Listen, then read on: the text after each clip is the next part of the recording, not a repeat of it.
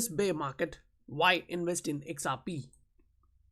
Deflationary events occur in all assets which can be bought and sold to make profits. But the macroeconomic situation related to the investing atmosphere of this asset should be studied first. When we say the asset is in a deflationary phase, which means the asset price is dropping regularly, that also means it increases your buying power for that particular asset. So this is a time to buy beaten up assets, and it states market nature is to punish even good assets more than they deserve. So finding the value of an asset when it becomes undervalued or underpriced will help us as investors in the long run. For example, even during a deflation, the important utilities tend to operate, and when the economic cycle changes from a bear mode to a bull mode, the consumption increases. So until it actually enters into a new bubble territory that actually moves in a bull mode. So that is actually clear to that area. Now, thus, as an investor, say a long-term investor, I agree to this statement. I stick to my initial investment plan and the chosen asset. And definitely, yes, I'm accumulating because this is the time to do so. And why do I think that? Because as I share with the scientific investor family, I see this as an opportunity while looking it on a long term.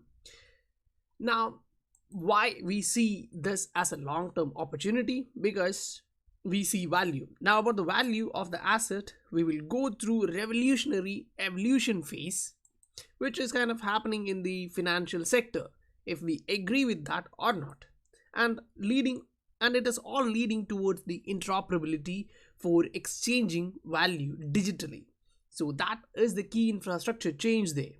As some stated, this will increase the revenue and push the economy up. Yes, we can actually see that. So when Trump says after the lockdown in the next coming quarters, that will actually show appreciable gains. We understand that behind the screens they are actually ready to move the engine of the next economy. So being in a deflationary market for an asset which has huge value, that makes us kind of lucky, some says, but this is actually because of our research what we have done previously. Say years of research which actually led us to get a concreted foundation on this asset, the knowledge base which actually allows us to see this. Now when we say that, we foresee what is coming ahead, right? When the companies are coming out and stating they are getting net profit, their profit is actually increasing, then that is kind of the operating cost which they have. And at the same time, this one from Peter actually shows you Ripple's new technology, which is a cloud technology, is actually pushing up during this lockdown. So what you can understand is the entire new infrastructure is actually being led. Now, yes, when we say new infrastructure, there are being, individuals who are coming up and asking questions like, what is the difference between the previous infrastructure and the new infrastructure? Will it be the same commercial banks who's ruling the current system will be doing the same in the next one? There will be kind of difference because in the next one, it will also be on a decentralized manner. So governments will actually try to control it, but they won't be actually able to do that 100%. But yes, they are coming up with new regulations so that they can try to control as much as possible. This tweet from Bank of International Settlements actually shows us that the economic recovery will be actually depending upon how it evolves, meaning they are all expecting a second wave. And we just saw that during the first wave, how it actually reacted with the economy, right? How the stocks actually behaved with this. So if a second wave is actually coming, you can expect further downfall for the stocks. And at the same time, the gold and other assets actually triumphed. It actually went up. So in a similar manner, you can actually expect a change when it is happening. Now, as far as IMF is concerned, they are actually looking at the digital financial service connection and how it should be evolving based on the current economic situation due to the health crisis. And when we talk about that, this is what they are all pointing towards, ISO 20022. And when we actually talk about this, we know that the banks and Swift, they are already looking at this, but they're kind of delaying themselves. Because what is this all about? This is all about understanding the migration timeline, and exactly that, excuse me, exactly that is what Swift is not being able to follow. They're trying to delay it, and we know that disruptors like Ripple is coming out and calling them out, taunting them, why are you late? That was actually planned way before, right? So evolving legacy infrastructure, you get that everywhere where you're talking with ISO, right? Then mitigating data truncation, that really is happening, and anticipating coexistence of standards, meaning if these legacy system standards are actually failing to move into a new one in a near time frame, then while that transition happens, there will be a coexistence, and majority will be jumping the ship, that's for sure. And at the bottom point, you can actually see preparing for the further future interoperability. So we in here in the SI talk that about daily, right? We actually bring up topics related to interoperability because that is the key function of XRP. In that area, say for example, IntelliJ protocol will be the interoperability, we believe will be the preferred interoperability layer, which will actually push the adoption to a further extent.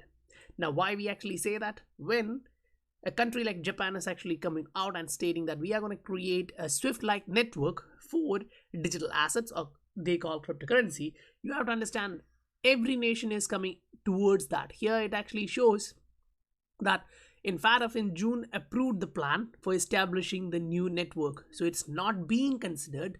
FATF has actually approved that last year. And it is actually led by Japan. What you have to understand is 80% of Japan's banking sector is already ready to adopt or already have been in the Ripple net, and they embrace the asset XRP. We all know that, right? So if they're actually pushing for this one, they understand that. So Tokyo has pushed to ensure the security of virtual currencies, hoping to leverage the fintech industry to stimulate the economic growth. So when we actually discussed about how this particular asset is actually changing the growth, this is majority, you can actually see that just using RippleNet.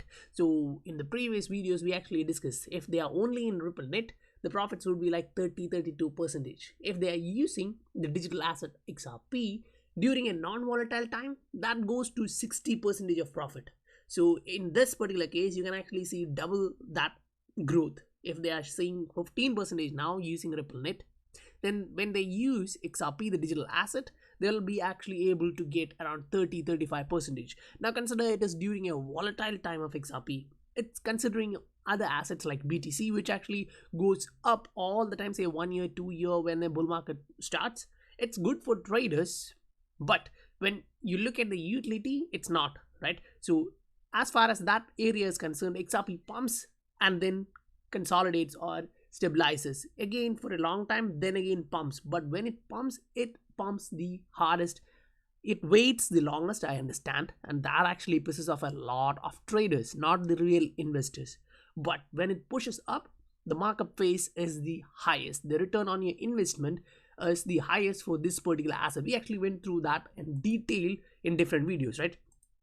Now in this one, it is actually showing, the real XRP boy is actually showing, I'm certain India wants to be a part of this new paradigm shift. And that is actually happening. Previously, we actually heard that 50% of the plumbing, financial plumbing in the Indian country is actually changing. RippleNet is getting partnership all across the board. They're actually onboarding. Now, there are new investments going into the country. We just heard last month that there is a shift. Even the central bank of the country is trying to push this down, but at the same time, you can actually see that the Supreme Court came out and said you can actually keep something in shadow for a long time. Either you have to say no, and why no, or you have to accept it, because the world is actually accepting that, right? We actually saw Japan as a country is coming out. They're actually embracing this technology. Now, China is here. They are currently replacing the SWIFT network because they say US is actually politicizing this SWIFT network, and they don't actually want to use that. Something which is owned by US, some company, they don't actually want that. And when they state that, they state Swift is an outdated, inefficient, and costly payment system. Do you actually understand what Brad Garlinghouse states everywhere? Now, yes, there are naysayers who comes out and say like Ripple executives come on board, come on stage and say this just to make profit for themselves. But this is not about Swift, right? This is about Swift, not about Ripple, right? So Swift is outdated, inefficient, and costly payment system. So whenever Ripple executives are coming and saying we are the updated system providing an efficient and cost-effective payment system, that directly refers to this one, because large remittance usually require paper documents, which presents additional difficulty for processing large-scale transactions effectively. And this is also in the pipelines. When Ripple, the company, actually states we are concentrating on low-value, high-frequency payments because there, the documentation process is less, and that's already in the pipeline. And this one is coming in, that's for sure. Why? Because as the liquidity in this asset increases, the payments market which Ripple, the company, can target will also increase. And that was previously stated by Joel Katz means David Strauss. So confusion in that particular area should be actually cleared as fast as possible, because otherwise you guys would be in a cloud of confusion, because that's not what we want. Because we as investors want more information about the value, right? So this is showing Lithuania to launch a central bank digital currency this month. So that's not for trade, but they're actually intending it for collection purposes. So one by one, country by country is actually coming in. So do you still think this technology will be actually left behind?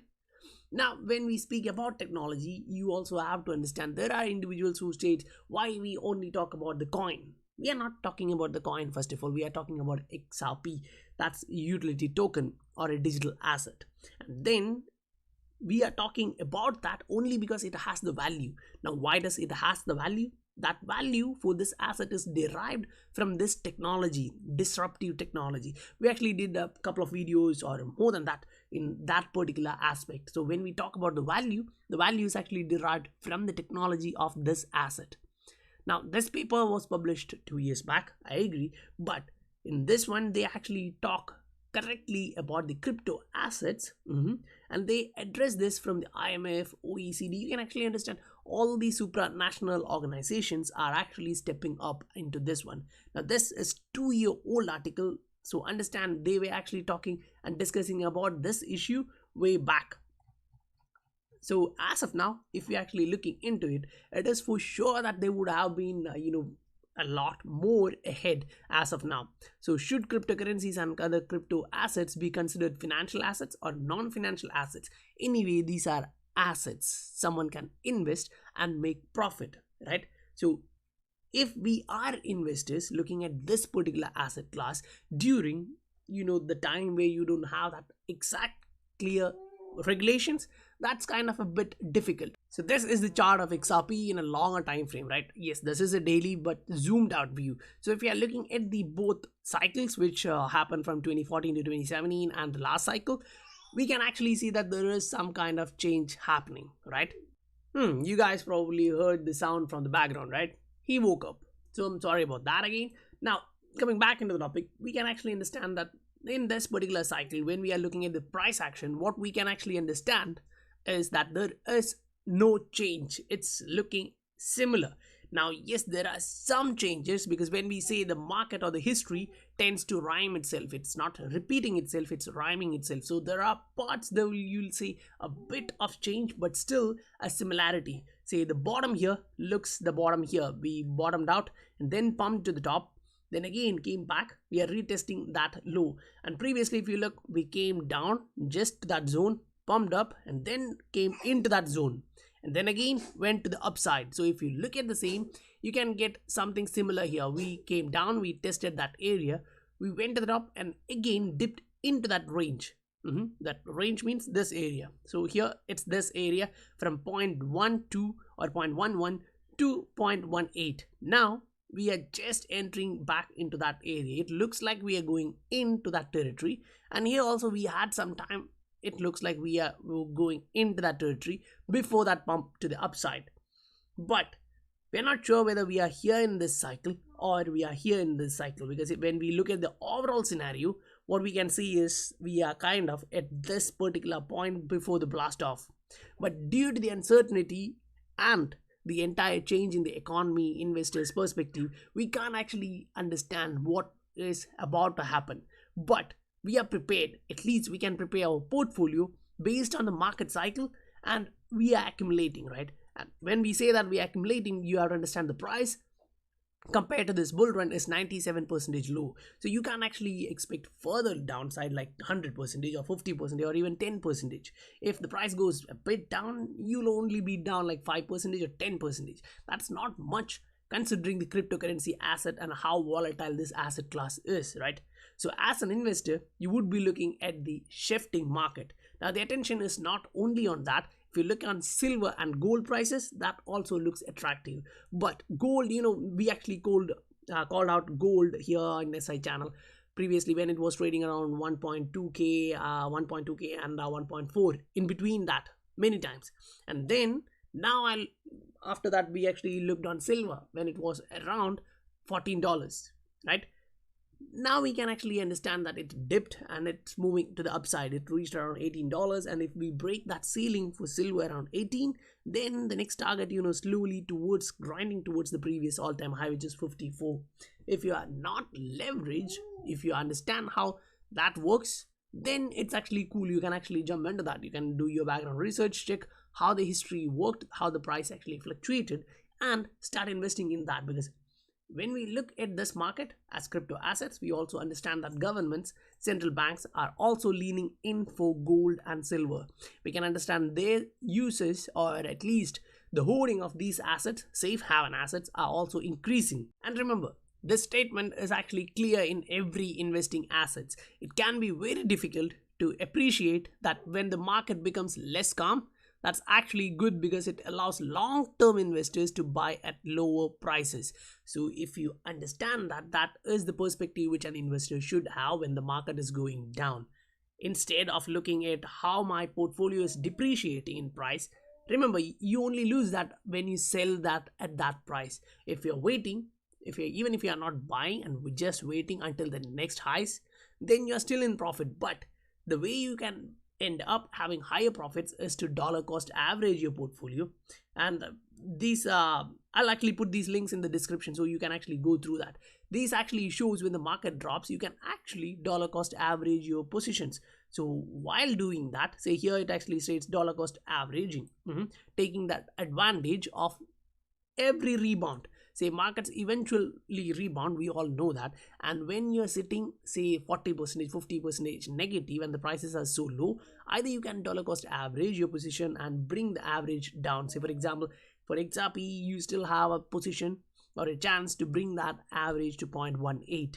And if your average is already near what the price is, when the price rebounds even to 0.2, you're already in green, you don't have any losses. And when the price reaches, say the previously reached area around 0.4, 0.5, you're way high in profit. So you don't have anything, you're not losing anything there. So if you're looking at this as an investor, I hope you received value. And if you received value from the content, please do hit that like button. And if you are new here, do consider subscribing to the channel. I'll meet you guys on the next one. Bye for now.